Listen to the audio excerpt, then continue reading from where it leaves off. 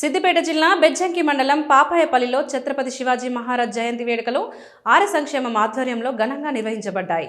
ఉదయం నుంచి గ్రామం ఉత్సవాలతో కలకలలాడింది. శివాజీ మహారాజ్ చిత్రపటానికి ప్రత్యేక పూజలు నిర్వహించిన అనంతరం భారీ శోభయాత్ర చేపట్టారు. గ్రామ ప్రధాన వీధుల గుండా సాగిన ఈ ఊరేగింపులో యువత, మహిళలు పెద్ద సంఖ్యలో గ్రామస్తులు ఉత్సాహంగా పాల్గొన్నారు. జై శివాజీ నినాదాలతో గ్రామం మార్మోగింది.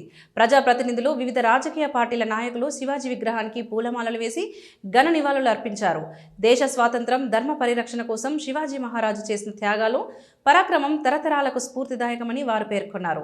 యువత ఆయన ఆలోచనలు, దేశభక్తిని ఆదర్శంగా తీసుకుని సమాజాభివృద్ధికి కృషి చేయాలని పిలుపునిచ్చారు.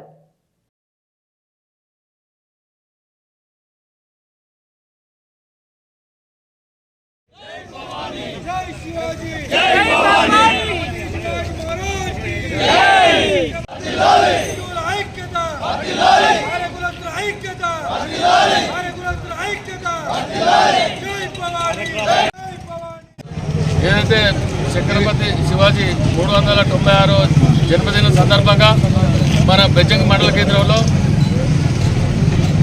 హిందువులందరూ, అలాగే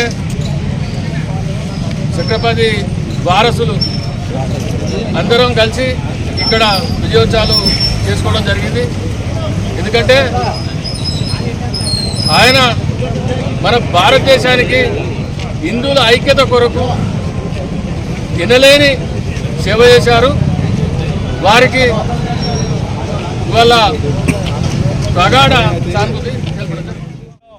ఛత్రపతి శివాజీ జయంతి సందర్భంగా ఈరోజు వారి జయంతి వేడుకలు ఘనంగా నిర్వహించడం జరిగింది. ఆయన ఛత్రపతి శివాజీ ఆశయాలకు అనుగుణంగా ఈరోజు ఆయన వారసులందరూ ఆయన హిందుత్వ కొరకు చాలా పాటుపడిన వ్యక్తి.